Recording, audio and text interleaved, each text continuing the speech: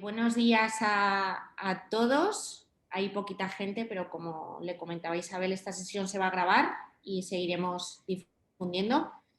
Yo soy Marina Díaz, actual responsable de la gestión del International Lab, y hoy me acompaña mi compañero Luis María Celda, que va a hacer la entrevista también junto conmigo. Y daros la bienvenida a este tercer y último día del ciclo eHealth, la sanidad del futuro. Hoy está con nosotros Isabel Portero, que es fundadora y CEO de BioHope. Y por contaros así a modo de introducción un poquito más, es una empresa biotecnológica dedicada al desarrollo de herramientas diagnósticas para la personalización del tratamiento en pacientes con enfermedades inflamatorias crónicas. Pero bueno, vamos a entrar un poco más en faena, así que comienzo preguntándote a ti personalmente para que nos cuentes un poco más de tu trayectoria y del momento en el que decides emprender en un sector así.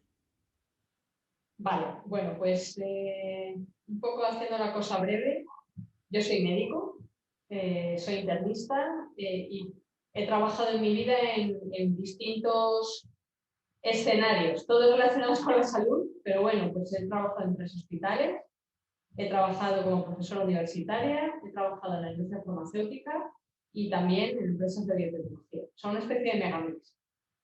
En un momento determinado, pues me ofrecieron un trabajo en una empresa farmacéutica grande en Suiza y bueno, pues fui allí, hice las entrevistas y me di cuenta que si aceptaba ese trabajo, pues básicamente mi vida iba a ser, bueno, pues sí, estar en esa gran corporación o en otras parecidas y bueno, pues me di cuenta de que me iba a dejar por el camino pues una serie de ideas y de ilusiones de crear algo propio, ¿vale? Que, bueno, pues no iba a poder hacer nunca. Entonces decidí tirarme a la piscina de una forma un poco loca, ¿eh? Tengo que decir. Pero bueno, lo hice y aquí estamos. Estupendo, Isabel. Bueno, ¿y qué hace BioHope entonces? ¿Y qué es una medicina de precisión? Vale. La medicina de precisión es la corriente más importante del mundo médico del siglo XXI. De todas las cosas de corrientes, ¿no? Que las hay quirúrgicas, de robots quirúrgicos, de todo tipo de cosas. Pero lo que subyace, lo que hay de fondo, es intentar que cada paciente reciba el tratamiento más adaptado, lo más ajustado posible para su condición concreta, ¿no? Y eso es por eso lo de precisión, medicina de precisión, ¿no?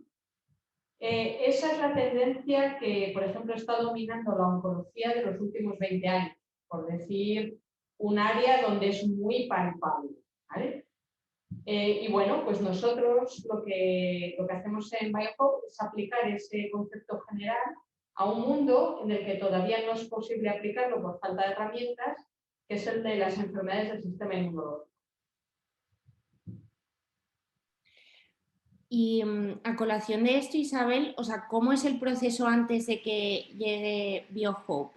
O sea, ¿cómo se trata este tipo de enfermedades? Vale. Bueno, pues estas enfermedades se manejan un poco siguiendo recomendaciones generales. Cuando alguien le diagnostica una artritis reumatoide, por ejemplo, un lupus, por decir enfermedades conocidas, o le ponen un trasplante, de lo que sea, pues se tiene que utilizar una medicación, unos fármacos que se llaman inmunosupresores, que lo que hacen es bajar las defensas. Es como crear un estado de inmunosupresión o de... a ver, voy a poner un ejemplo que no es muy afortunado, pero bueno, como una especie de SIDA artificial, entre comillas. Es decir, bajan las defensas con intención de tamponar, de evitar los efectos clínicos inflamatorios que se asocian a las enfermedades autoinmunes y también evitar el rechazo y los trasplantes. Entonces, ¿cómo se prescriben estos fármacos? Pues básicamente con métodos de ensayo-error. O sea, a ver, por ejemplo, ¿os acordáis en la oncología del pasado se utilizaban las líneas de quimioterapia? exclusivamente. Se siguen usando, ¿vale? Pero digo exclusivamente. Entonces, os puede que suene lo del trato con la primera línea, si no funciona la segunda línea, si no funciona la tercera línea. Esas líneas eran las mismas para todos los pacientes. O sea, se iba pasando de una a otra y al que le funcionaba bien y al que no, pues no funcionó. Entonces, básicamente estas enfermedades se manejan así. Esto es un manejo que se llama de ensayo-error. Y es muy distinto de tener un test que te anticipe si este fármaco le puede servir a este paciente o no. Entonces, si lo sabes de antemano, pues, hombre, puedes acertar antes para entenderlo. Claro, y luego también con este tipo de enfermedades, el cansancio que provocan los pacientes, el hecho de no dar con la medicación adecuada, de pasar por tratamientos que también repercuten ya no solo física, sino psicológicamente, avanzar ese proceso es muy, muy interesante. Sí. Claro, y ahora también, por ejemplo, está la inmunoterapia, ¿no? Para el cáncer, que imagino que va en relación a lo que haces. No lo que hacemos nosotros en la empresa, pero sí va en línea con el concepto que he contado. O sea, de intentar de la personalización, porque en la inmunoterapia, bueno, hay muchos tipos de inmunoterapia, ¿vale? Hay alguna que es generalista, pero que hay cierta inmunoterapia que va de programar las propias células del paciente, de la inmunidad, para poder luchar contra ese cáncer. Eso es medicina de precisión también. Pues genial. Ahora una pregunta un tanto personal. Independiente del sector, hablamos de las dificultades, de lo que no se suele contar, del equipo, de los tiempos, del esfuerzo. ¿Cambiarías algo en el proceso? Y bueno, ¿y cuál ha sido para ti la parte más difícil que has tenido que pasar durante todo este proceso de crear esta empresa, esta startup? Bueno, lo más difícil de todo, porque hay unas cuantas cosas difíciles, pero lo más difícil de todo es acertar con los compañeros de camino. Eso es lo más difícil de todo, con diferencia. Por lo Precisamente durante todos estos días es lo mismo que nos han dicho los compañeros. El equipo, crear el equipo. Es muy fácil equivocarse. O sea, facilísimo. Y de hecho, yo diría que es prácticamente inevitable, porque es inherente a este tipo de empresas. Las empresas empiezan siendo de una manera y con una atmósfera y con un ambiente, pero según van creciendo, es como el crecimiento de los niños, pasan por crisis y luego entran de ser bebé a ser un niño, de un niño a un adolescente, y la empresa va evolucionando y se va convirtiendo en cosas que no son lo que era al principio. Y hay personas que están cómodas en un contexto, en el inicial, pero luego pueden no estar tan cómodas en el contexto siguiente. Entonces, yo sinceramente pienso que esto es una reflexión que yo no hice en su momento, lo he aprendido después, y es muy importante. ¿Y en qué momento despega? O sea, ¿en qué momento despega BioHope respecto a financiación pública, privada, ayudas, alguien que confíe en ti, en el momento en el que cohesiona el equipo? Cuéntanos un poco acerca de esto. Bueno, el nacimiento de la empresa como tal va de la mano de la inversión de una business angel. Sin eso no hubiera nacido la empresa. Y esta persona es alguien que tenía confianza personal en mí, porque me conocía de antes. Me había visto, de hecho, la historia es divertida, porque me había visto colaborar voluntariamente en una ONG. Y es de ahí que nació su confianza con lo que yo desarrollé en ese lugar y tal, y entonces digo, bueno, esta persona me gusta lo que hace, bueno, más o menos cómo funciona, ¿no? Obviamente no hay un sector de la biotecnología, pero somos la misma persona independientemente de donde nos movemos. Entonces, gracias a eso, pues esta persona, pues una persona con capacidad económica, cosa que yo no sabía, que también fue una sorpresa, pero bueno. Y entonces me ayudó a arrancar la empresa. Después de eso, el siguiente hito que hizo despegar la empresa, yo diría que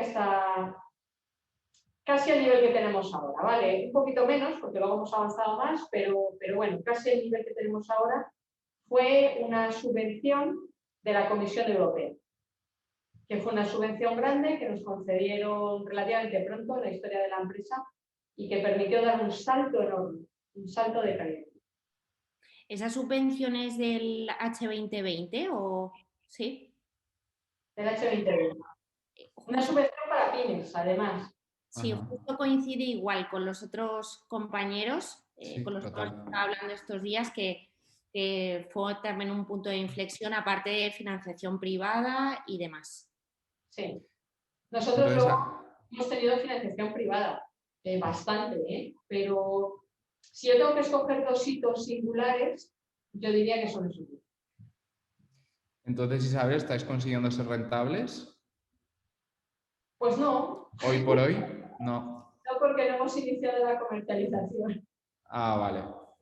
Es decir, en el sector de la biotecnología, es que, claro, aquí hay diferencias enormes con respecto a otros sectores, por ejemplo, sectores incluso de MedTech, incluso de la salud, pero de otro perfil de aparatos, vamos a decir. Y por supuesto, si lo comparas con las aplicaciones y tal. El sector de la salud humana es el sector más regulado del mundo, lógicamente. Entonces, tienes que cumplir con un montón de cosas que, digamos, el camino hasta que puedes empezar a vender, de verdad, es relativamente largo, ¿vale? Yo fundé la empresa hace 6 años, la fundé desde la nada y en esa nada, pues desde aquí hasta ahora, pues hemos desarrollado un producto y de hecho lo hemos certificado, inicialmente, pero no vamos a empezar a vender hasta el año que viene, porque iremos con la certificación siguiente de la regulación europea. O sea, que digamos que el proceso regulatorio es lo más arduo, ¿no? Lo más difícil. Sí. Lo En salud humana es largo. Lo mismo nos comentaban los compañeros ayer y anteayer, sí, sí. Sí, es una barrera con la que otras empresas que se dedican a otros sectores no tienen que hacer eso, pero sí, claro, porque la confianza que tiene que tener el paciente, en este caso, o la parte del médico, tiene que venir avalada por algo. Así es. O sea, ahí tienes, el sector tiene esa complejidad porque no es un comercializador o un cliente, sino que son varios actores, ¿no? El que prescribe no es el que paga. O sea, hay una serie de complejidades y además necesitas una serie de aprobaciones regulatorias que es tiempo y mucho dinero. ¿Y cómo ves, desde tu punto de vista también personal, cómo ves la innovación en la medicina española? O sea, ¿cómo estamos posicionados en eHealth en el mundo, España? Bueno, yo aquí diferenciaría dos ópticas, vamos a decir. Por un lado, nuestro posicionamiento debería ser muy bueno porque hay mucho talento en España. Y esto es una cosa que yo digo siempre y estoy muy convencida de lo que estoy diciendo. O sea, hay muchísimo talento. Entonces, hay muy buenas ideas. Y hay Coincidimos totalmente. Sí. Sí, sí. Y hay muy buenos desarrollos iniciales. O sea, la cantera, por así decir, es muy buena. Pero Barças o Reales Madrid, esos similares, hay poco. Eso significa que toda esa cantera se va quedando por el camino. Y esa es la segunda óptica.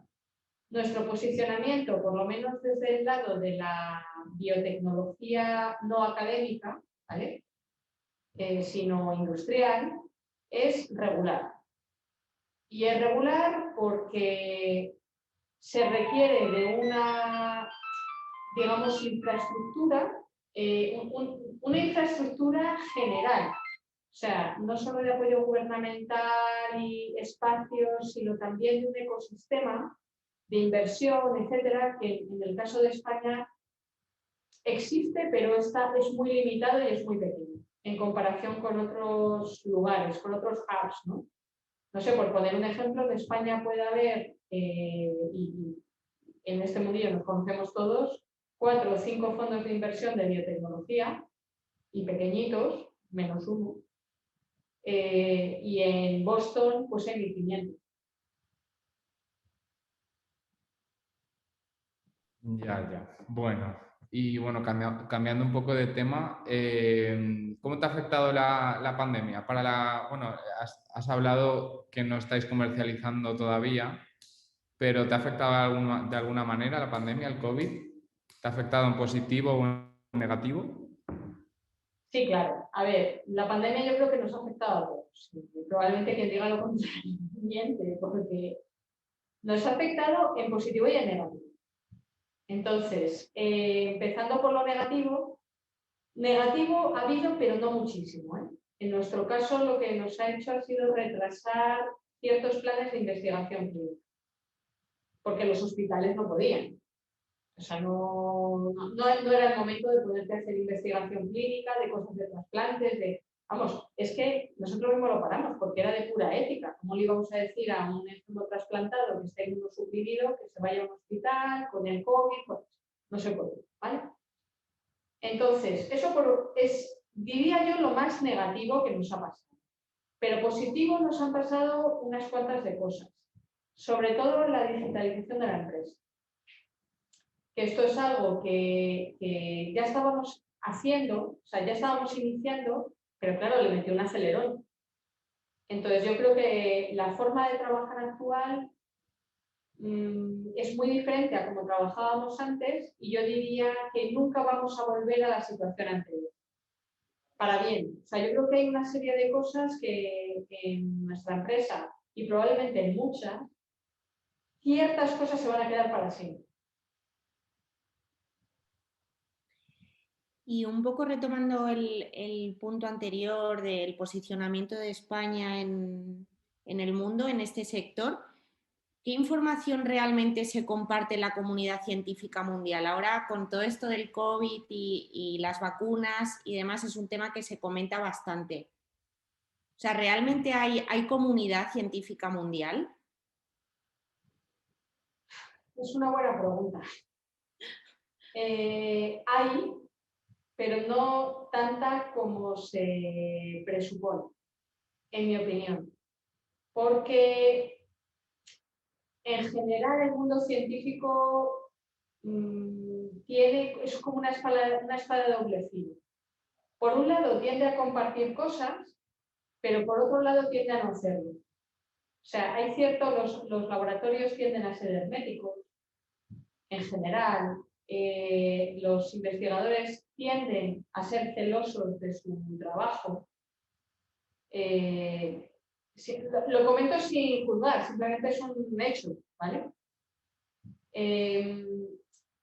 Y las empresas son celosas de su know-how hasta que patentan. Entonces, incluso después. Entonces, hay comunidad, pero con peros. Con ciertos peros. Claro, y hablando de patentes que has comentado, ¿vosotros tenéis de alguna manera que proteger vuestro producto? ¿Tenéis patentes hoy por hoy? Sí, tenemos una patente concedida en la empresa, una patente europea, que está en extensión a la internacional también. Y bueno, nuestra vocación es seguir desarrollando propiedad intelectual. Ahora mismo no, ahora mismo estamos enfocados más en consolidar el primer producto, pero bueno, nuestra idea es esa, un poquito a medio. Muy bien, Isabel. Y bueno, vamos a ir finalizando. Y para terminar más o menos antes de dar paso a preguntas que quieran hacerte, cuéntanos ahora mismo, tal y como decías, en qué punto os encontráis y cuál es vuestro próximo objetivo marcado, que entiendo que es empezar a comercializar. Entonces, Bueno, ¿en qué momento estáis ahora mismo? O sea, ¿qué es lo que estáis desarrollando? ¿Estáis contando con empresas que os apoyen en la comercialización? ¿Estáis en acuerdos ya con empresas?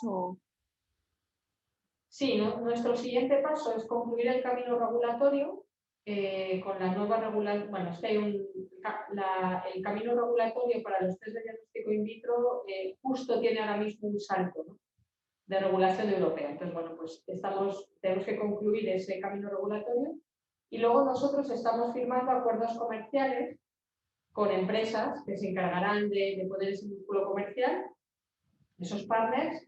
Y bueno, tenemos firmado ya un contrato, estamos a punto de firmar otro, y uno en España, otro en México, y estamos en conversaciones avanzadas en otros países. Y bueno, nuestra intención es empezar a comercializar el año que viene, en el segundo semestre.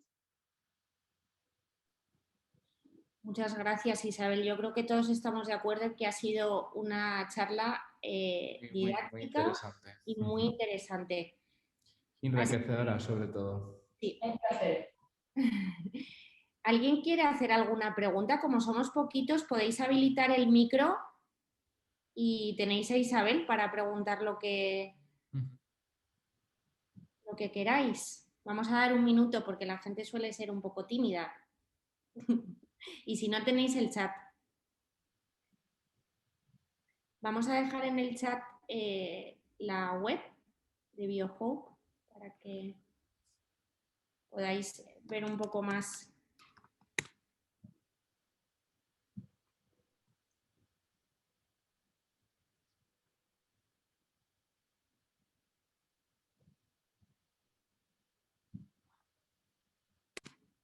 Aquí lo tenéis.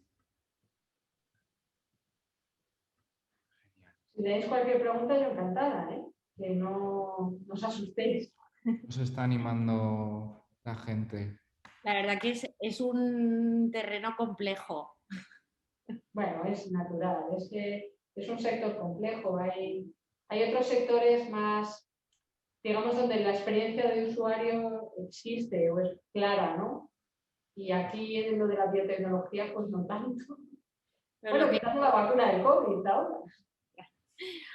lo que sí coincidía, o sea, en lo que coincidían todos los participantes también es que, o sea, a pesar del sector, el proceso y las dificultades son muy similares, porque hemos tratado con aplicaciones de inteligencia artificial, con dispositivos como tal y en tu caso con biotecnología, y realmente las dificultades son similares. Sí.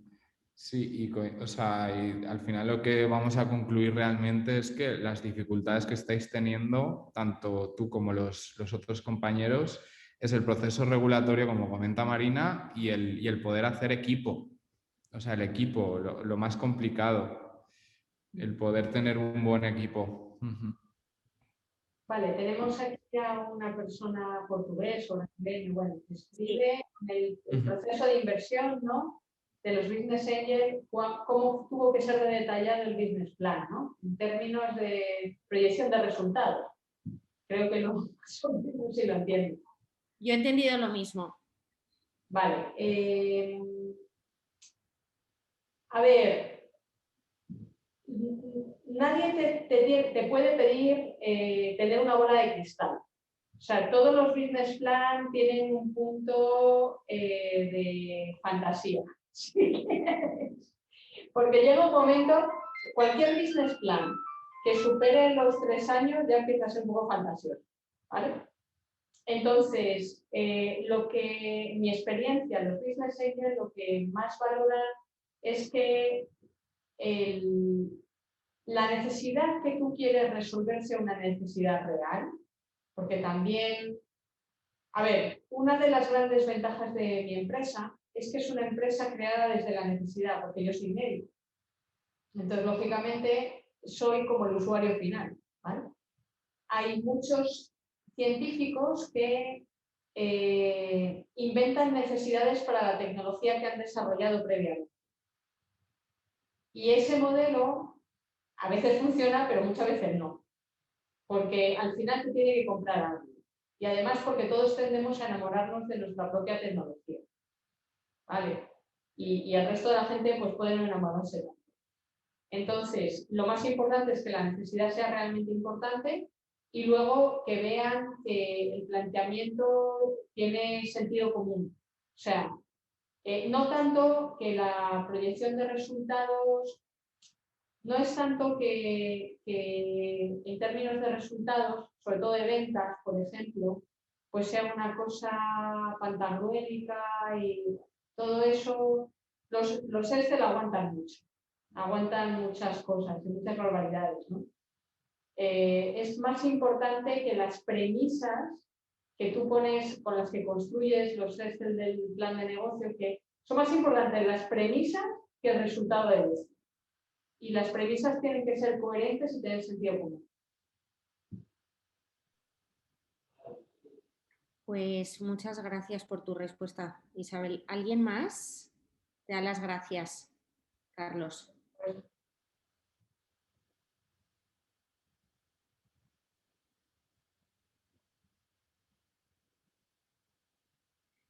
Pues no sé si alguien más quiere hacerte alguna pregunta, pero te puede encontrar en la página web, Isabel Portero. Y yo creo que lo dejamos aquí, ¿no, Luis? Sí, sí, sí. Aquí me Pues está dando de repente la luz cegadora. lo dicho, muchísimas gracias, Isabel. Un placer.